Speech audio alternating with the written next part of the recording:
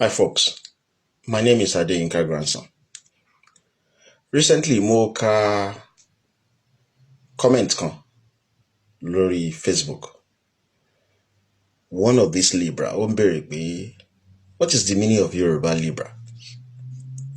Làwọn èèyàn wá ń dá lóhùn pé Adeyinka Grandson ló conceive idea yẹn.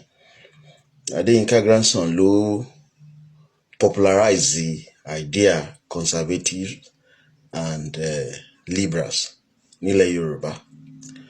But nǹkan tó problem táwọn Libras ní ni pé one, wọn kì í mọ̀wé, two, wọ́n wà emotional, three, wọ́n máa ń willing láti destroy nǹkan, and four, wọn ò lágbára. Tó bá dì pẹ̀lú wọn lẹ́ǹkan báyìí wọ́n máa behave ara wọn ni.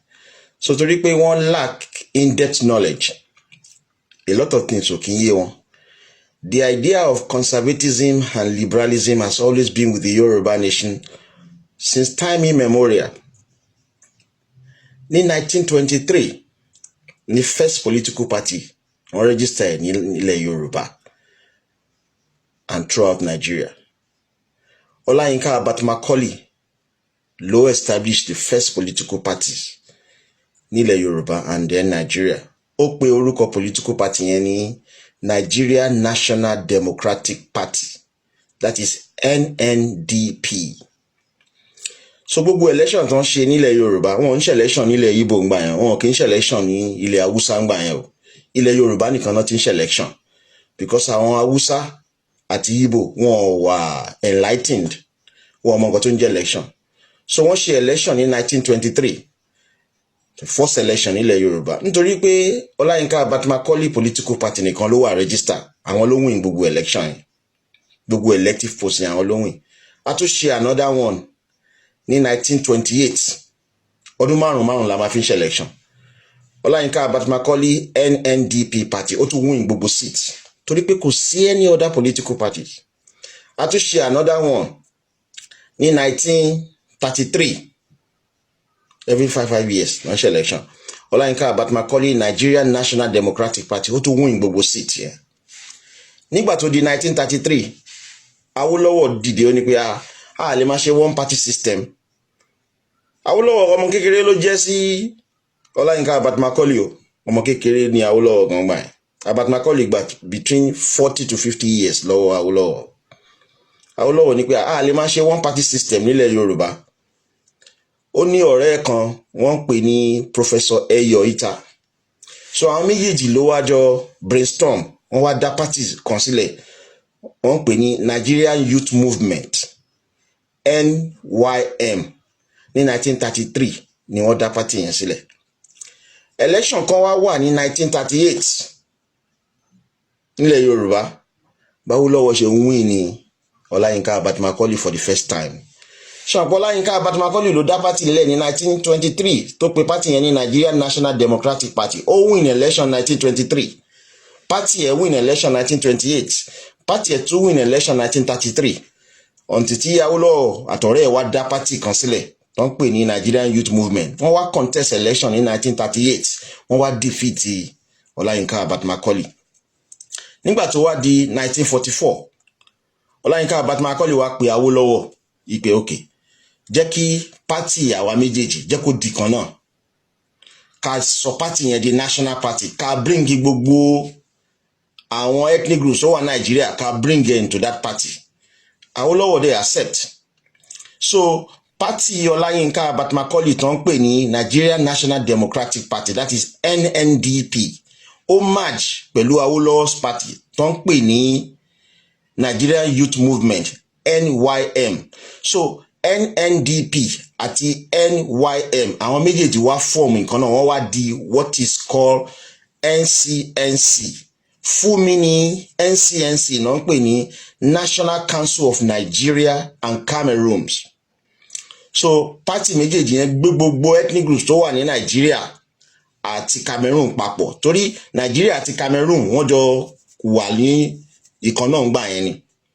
So nígbà tí Olayinka Abat-Macaulay àti Awólọ́wọ̀ join together 1944, ìgbà yẹn làwọn Igbo in particular ló tó mọ nǹkan tó ń pè ní political party. Wọ́n mọ nǹkan tó, wọ́n ní concept yẹn tẹ́lẹ̀tẹ́lẹ̀. so nígbà tí Ọláyínká Abat Macaulay fẹ́ jẹ́ kí party yẹn kó ní national appeal, òun di president NCNC.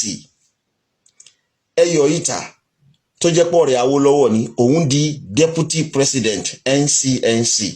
Wọ́n wá máa nǹkan tó ń pè ní Nnamdi Azikiwe ọmọ Ìgbò, wọ́n wá fi ṣe secretary party NCNC ní 1944.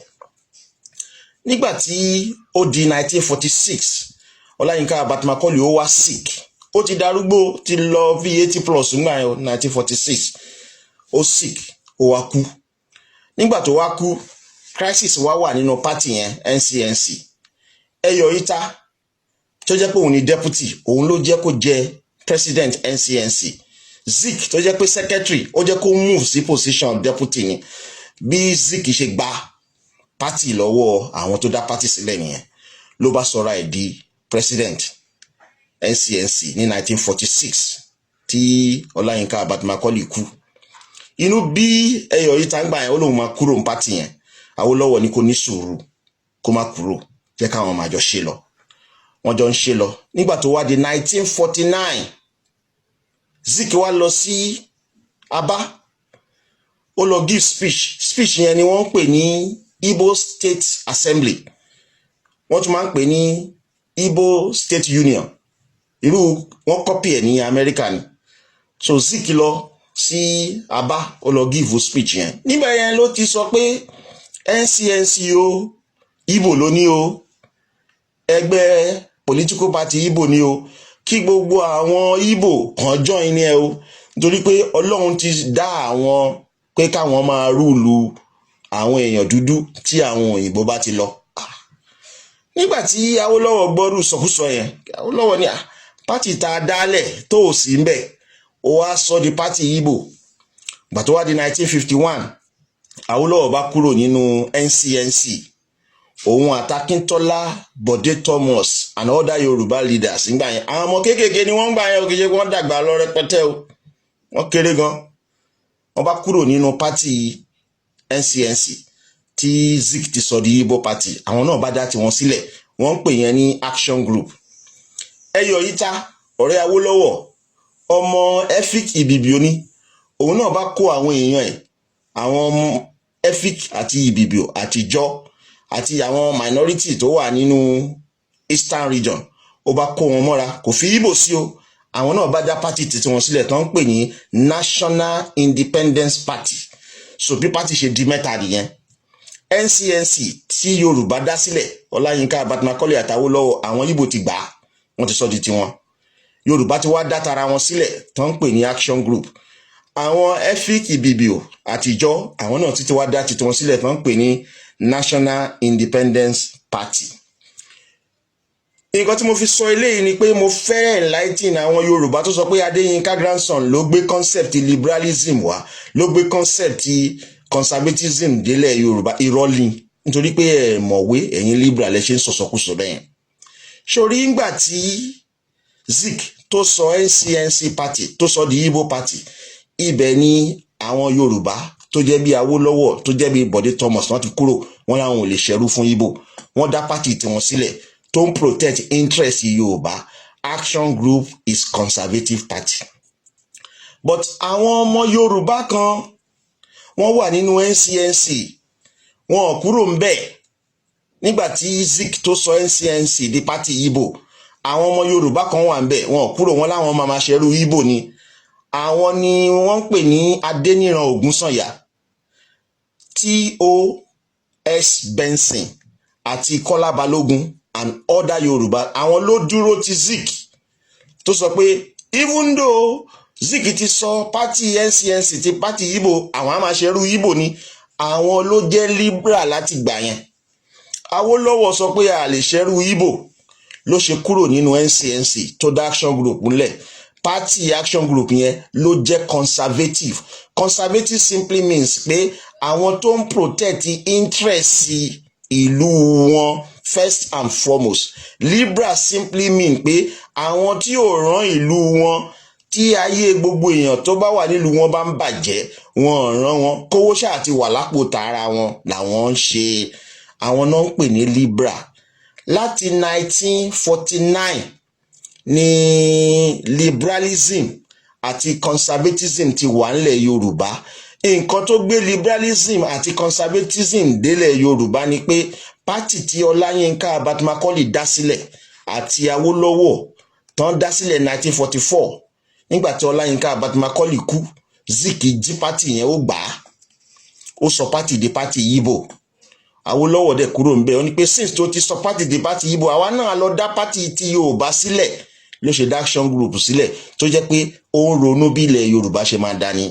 Àwọn tó dúró ti Zik tó jọmọ Yorùbá bí mo ṣe dárúkọ wọn, Adéníran Ògúnsànyà, T.O.S. Benson and Kọ́lá Balógun, àwọn ló bẹ̀rẹ̀ liberalism nílẹ̀ Yorùbá. Liberalism yẹn ló jẹ́ PDP lénìí, conservatism yẹn ló jẹ́ APC Yorùbá lénìí. But ẹ máa rọra listen sí nǹkan tí mò ń ṣe lọ.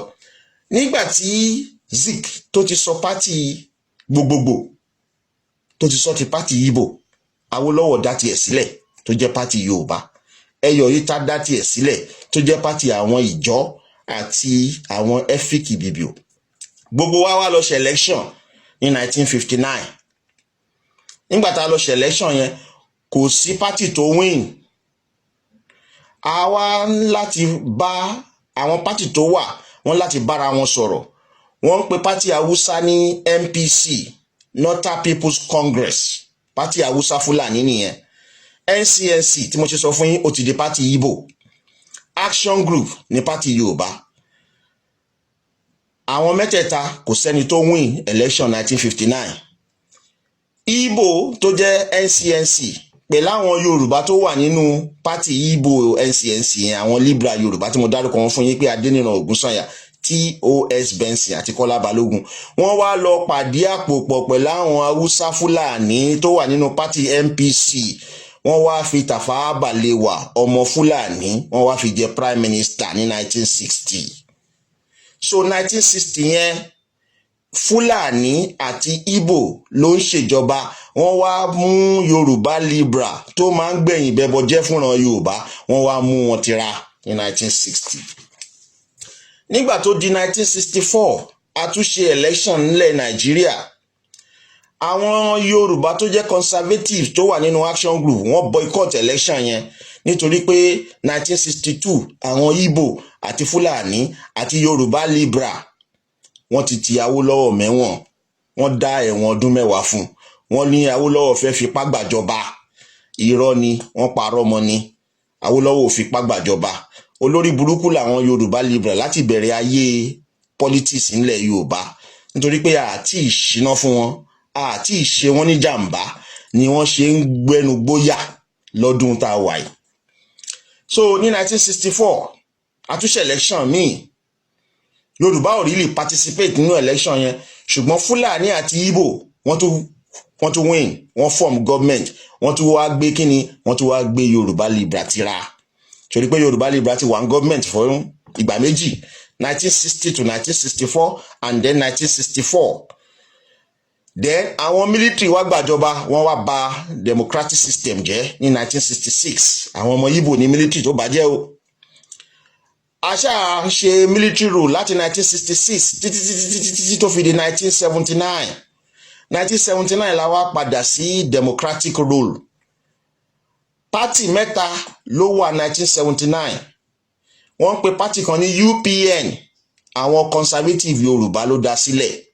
Àwọn Yorùbá tó wà nínú action group àwọn ló dá pátì UPN sílẹ̀.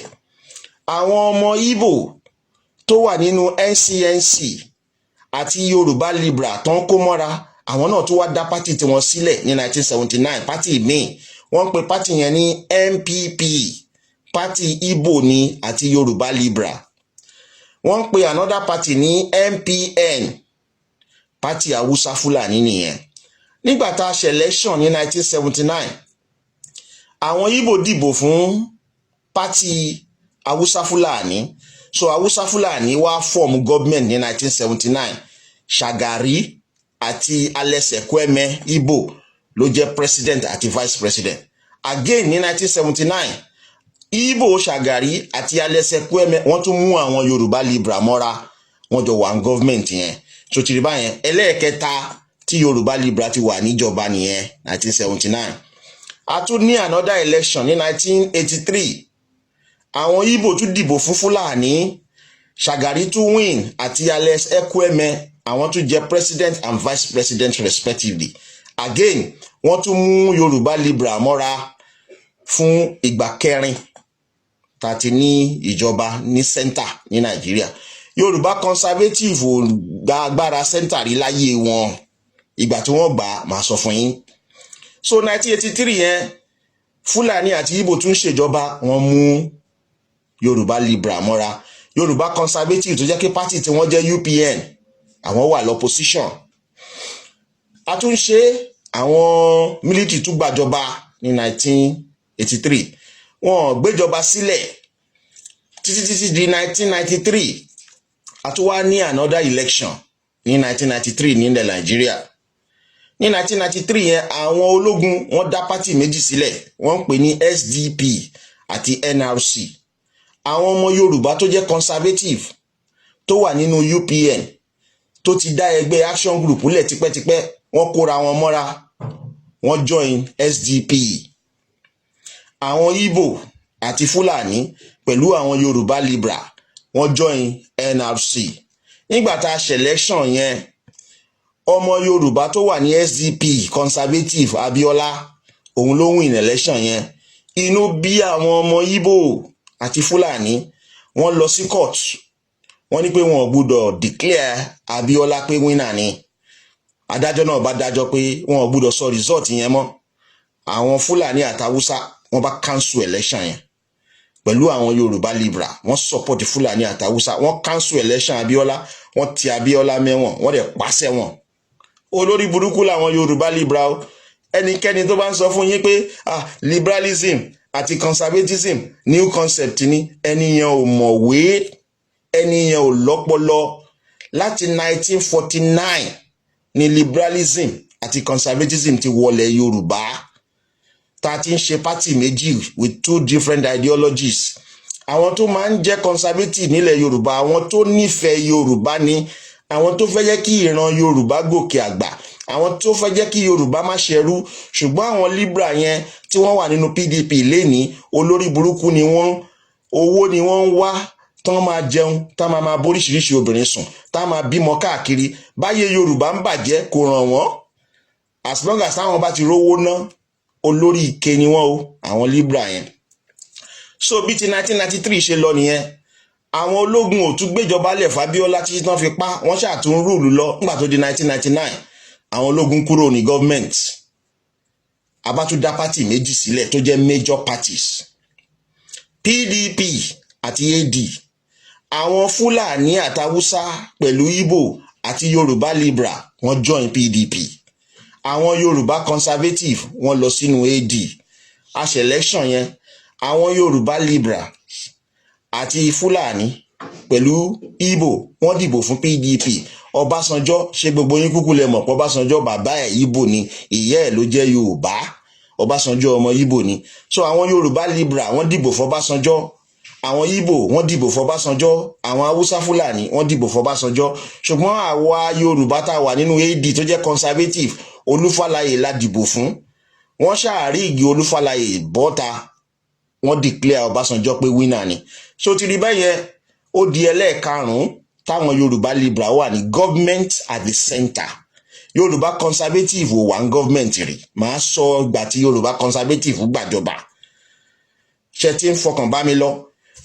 Ẹ jẹ́ kí n rán yín létí nsìn báyìí. 1960 Yorùbá Libra àti Igbo àti Fúlàní wọ́n wà ń jọba. Ìjọba ní center ni o. 1964 Yorùbá Libra pẹ̀lú Igbo àti Hausa Fúlàní wọ́n wà ń jọba fúngbà kejì.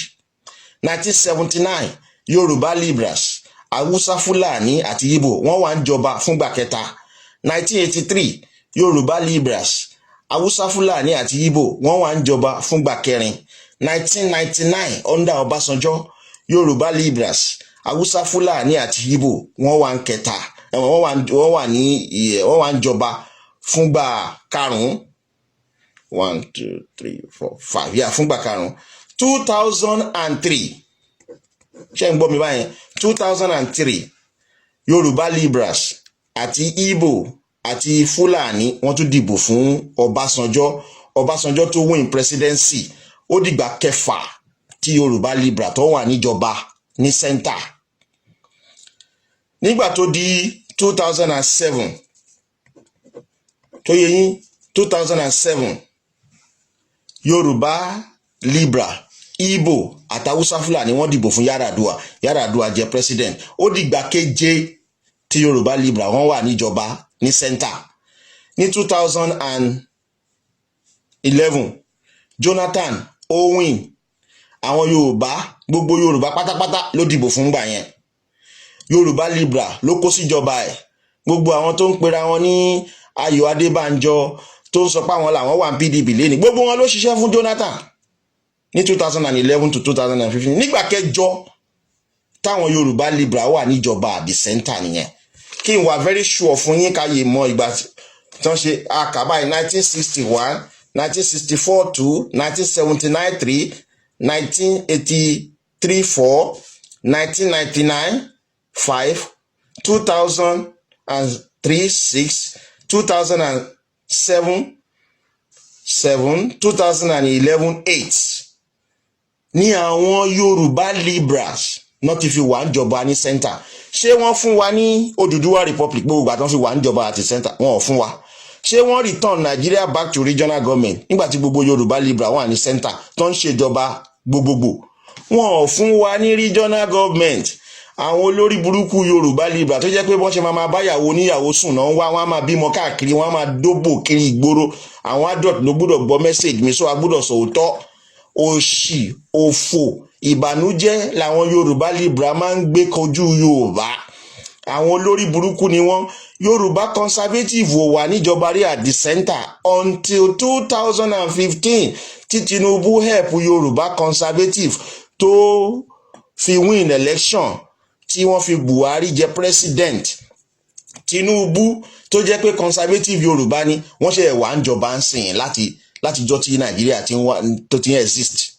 Conservative Yorùbá ò wà níjọba rí. Wọ́n wà níjọba ní 2015 nígbà tí Buhari win. Ọmọ Yorùbá ni ojúlówó ọmọ Yorùbá ni Ọ̀ṣínbàjò, full blooded Yorùbá ni òun ló jẹ́ vice president. Yorùbá Conservative tó win again ní 2019 wọ́n ti lò bí ọdún mẹ́rin sìn ó ń lọ sí 5. Now Yorùbá Conservative ti ń calculate pé tí Buhari bá ti ṣe ọdún mẹ́jọ ẹ̀ tán ní 2023 àpò gangare a máa lọ ìlú ẹ̀. Yorùbá Conservative á wá jẹ president lójú pọ́nbélé for the first time. Nígbà tó lórí burúkú àwọn Yorùbá Liberal tó wà ní PDP lẹ́ni tí wọ́n ti ń wà ní center láti 1960 kí iná ṣe fúnra Yorùbá. Olórí ibú wọn máa parọ́ Fúlàní ti pa gbogbo èèyàn tán o nílẹ̀ Yorùbá o. Ẹ wo gbogbo náà ń sọ pé Fúlàní ti take ó ní 1000 and something cells. Ṣé ẹ tún gbúrò pé 1000 and something cells Fúlàní wà mọ́? Àwọn Liberal máa ń parọ́ ni olórí burúkú ni wọ́n owó náà wọ́n kì í ṣàǹfààní fúnlẹ̀ Yorùbá wọn dẹ̀ kì í mọ̀wé o wọn ní ọpọlọ wọn lè ṣèlú. Ní ìsìn báyìí Conservative Yorùbá led by Tinubu wọ́n ti gbàjọba ní 2015 wọ́n tún ti gbàjọba ní 2019. Àwọn olórí burúkú Yorùbá Liberal wá ń bú wọn. Afọ́dùdúwà Republic afẹ́ regional government. Tinubu is not talking about it. Nígbà táwọn wà níjọba at the center kí ló dé tí wọ́n return Yorùbá padà sí regional government? Wọ́n mọ̀ pé Tinubu ò lè ṣe nǹkan kan nítorí pé kò ságbára lọ́wọ́ ẹ̀. Buhari lágbára wà lọ́wọ́ ẹ̀ ó dẹ̀ ń serve interest àwọn ọmọ Fúlàní ni.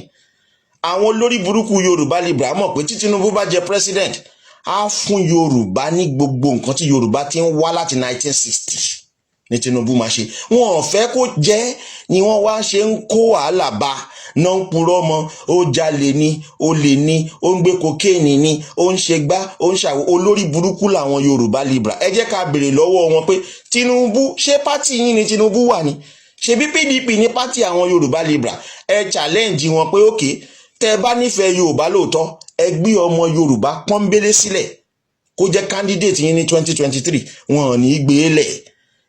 Àwọn olórí burúkú Igbo olè Igbo làwọn Yorùbá Liberal máa ń tẹ̀lé. Bí ti Fúlàní ṣe máa balẹ̀ Yorùbá jẹ́ làwọn Yorùbá Liberal máa ń tẹ̀lé. Ẹ má dá Yorùbá Liberal lóhùn ẹ sọ fún wọn pé nígbà tí wọ́n wà ń jọba 1960 pẹ̀lú Ìgbò àti Haúsá Fúlàní kí ni wọ́n ṣe fúnran Yorùbá. Ẹ béèrè lọ́wọ́ àwọn Yorùbá Libra nígbà tí wọ́n wà ń jọba 1964 wọ́n balẹ̀ Yorùbá jẹ́ ni. Ẹ rán wọn létí pé 1979 wọ́n wà ń jọba pẹ̀lú Haúsá àti Fúlàní kí náà ṣe fúnran Yorùbá. Ẹ sọ fún wọn pé 1983 tí wọ́n wà ń jọba pẹ̀lú Haúsá Fúlàní kí náà ṣe fúnran Yorùbá. Ẹ rán wọn létí ńgbà tí wọ́n dìbò fún Tófà ọmọ Fúlàní tí wọ́n dìbò fún Abíọ́lá tí wọ́n pàdé àpòpọ̀ pẹ̀lú àwọn Ìgbò pẹ̀lú Haúsá tí wọ́n rán Abíọ́lá lọ sẹ́wọ̀n tí wọ́n pa. Ẹ sọ fún wọn pé kí náà ṣe fúnran Yorùbá. Níbi tí mo sọ̀rọ̀ dé yìí torí Yorùbá Libra ikú apáyín lẹ̀ Yorùbá o má jẹ́ kẹ́ni kankan tàn yín. Àwa á gbẹ̀san ikú tẹ́ ẹ fi pa Abíọ́lá a máa gbẹ̀san ẹ̀ lè rí ibi sá sí kẹ́yà tètè sákúrò lẹ̀ Yorùbá ni o. A kó ìbọn wá ká yín mọ́lé ni. Ikú tẹ́ ẹ pa Abíọ́lá àwa ọmọ tó fi sílẹ̀ láyé á gbẹ̀san. Olórí burúkú làwọn Yorùbá Libra o. Wọ́n ti wà ń gọ́ọ̀mẹ̀ntì láti 1960 Yorùbá Conservative ò gbàjọba rí. Yorùbá Conservative ṣẹ̀ṣẹ̀ gbàjọba ní center ní 2015. Ẹ wo nǹkan ribiribi tí Tinubu ti gbé ṣe fúnlẹ̀ Yorùbá. Wọ́n ṣẹrú Fúlàní lásìkò yìí ni o nítorí pé Buhari ló wà ń jọba ó dẹ̀ ń control gbogbo ìbọn ó ń control ọlọ́pàá ó ń control military. Kò sí nǹkan táwọn Yorùbá Conservative lè ṣe. Àwọn ń dán wọ́n wá ń relax wọ́n ń dúró pé á di àkókò tàwọn 2023 àwọn á gbàjọba fully. But àwọn Libra ti already in plan pẹ̀lú Ìgbò àti Fúlàní. Wọn ò fẹ́ jẹ́ kí Tinubu tó jẹ́ Conservative kíjọba dọ́wọ́ ẹ̀ torí ẹ̀ náà ṣe ń pariwo Tinubu kiri. Ẹ béèrè lọ́wọ́ àwọn olórí burúkú tó pera wọn láfẹ́nifẹ́re under Bàbá Adébánjọ. Ẹ béèrè lọ́wọ́ àwọn Òdùmákin olófòkétu. Ẹ béèrè lọ́wọ́ eléyìí tó ń pariwo ẹnu kiri tó sọ pé òun ṣe Yorùbá Kọ̀yàdèjì Ọ̀ṣíbókun tó jẹ́ pé ó lè ló ń jà kiri bó ṣe máa rówó jẹun bá ṣe máa bóríṣiríṣi obìnrin sùn ló ń ṣe káàkiri gbogbo ìgbésí ayé ẹ̀ olófòkétu èèyàn. Ẹ béèrè lọ́wọ́ wọn pé kí ló dé ńgbà tí wọ́n wà ń jọba Jonathan tí Jonathan ò ṣe return wá padà sí regional government. Àwọn olórí burúkú àwọn PDP Libra wọ́n ń pariwo Odùduwà Republic ní irọ́ náà ń pa. Ẹ wo àwọn Yorùbá Conservative àwa láti ń pariwo regional government láti 1967 ayé ń pariwo ẹ̀ sìn nígbà tá a ti wà ń jọba ń sìn à ń dúró kágbára tẹ ọwọ́ Yorùbá tí wọn bá fún wa ní agbára ní 2023 á lo chemical weapon fi pa a lot of people ní ṣùgbọ́n Yorùbá Libra la máa kọ́kọ́ pa torí lórí burúkú ẹ̀dá ni wọ́n. Irọ́ tí wọ́n máa ń pa kiri nìyẹn o. Mo ní kí n explain fún yín ni àwọn idiot Libra wọ́n sọ pé Adéyínká grandson ló gbé conservatism dé o òun ló gbé liberalism dé o kò sí nǹkan tó ń jẹ́ conservatism o kò sí nǹkan tó ń jẹ́ Libra o. Àwọn olódo tí o mọ̀wé wọ́n ń ka newspaper o wọ́n á dẹ̀ fẹ́ máa ní opinion. Ẹni tí ò bá kàwé ti kú. Báwo lèèyàn ṣe máa wà láyé tí ò ní lè máa ka ordinary newspaper. So nǹkan tá à ń sọ fún wọn ni pé nǹkan tó gbé liberalism àti conservatism délẹ̀ Yorùbá ni pé 1949 political party t'Awólọ́wọ̀ àti Ọláyínká Abat-Macaulay dá sílẹ̀ NCNC nígbà tí Ọláyínká Abat-Macaulay kú 1946 Zik ó lè ní ó sáré já party yẹn gbà ó sọ party yẹn ní 1949 ó sọ di party Ìgbò. Awólọ́wọ̀ dẹ̀ tutọ́ sókè ó fojú gbà pé party táwa dálẹ̀ tẹ́yìn Ìgbò mọ nǹkan kan pa ẹ̀ ó wá sọ pé party Ìgbò ni. Awólọ́wọ̀ dẹ̀ lọ dá action group sílẹ̀ ìyẹn ló di conservative party lẹ́ni. Àwọn ọmọ Yorùbá tó wà nínú NCNC tó rí nǹkan t'Awólọ́wọ̀ rí tó sọ pé òkè ẹrú Ìgbò làwọn máa ṣe àwọn olórí burúkú wọn ló wà ní PDP lẹ́ni o àwọn là ń pè ní Libra lẹ́ni o. Àwọn tó lead wọn lálákọ̀ọ́kọ́ ńgbà yẹn àwọn náà ń pè ní Adéníran Ògúnsànyà T.O.S. Benson àti Kọ́lá Balógun. Àwọn ló lead liberalism 1949. Àwọn tó lead conservatism ní 1951 conservatism nílẹ̀ Yorùbá àwọn là ń pè l'Awólọ́wọ̀ lẹ́ni tá à ń kan sára sí o. Àwọn ló ń Jákíntọ́lá o àwọn ni Bọ̀dé Thomas o. So láti 1949 ní division ti wà nílẹ̀ Yorùbá along political ideologies. Tẹ́ bá rí gbogbo àwọn ọmọ Yorùbá tó wà nínú PDP yẹn olófòkétu ló pọ̀ jù nínú wọn. Àwọn obìnrin wọn aṣẹ́wó ló ń ṣe ràìràì. Àwọn ọkùnrin wọn á ti ja oríṣiríṣi olè wọ́n á ti ṣe oríṣiríṣi crime. Tó bá wo candidate PDP nílẹ̀ Yorùbá wọ́n mọ̀wé àwọn bíi tọ́ọ̀gì àwọn bíi olórí burúkú àwọn bíi aṣẹ́wó àwọn bíi olè àwọn bíi wèrè àwọn tó yẹ pé wọ́n ti táyé wọ́n ti bàjẹ́ àwọn ló ń wà ní pátì yẹn. Ẹ má yẹ kẹ́nìkan kan tàn yín conservative ló máa change ilẹ̀ Yorùbá o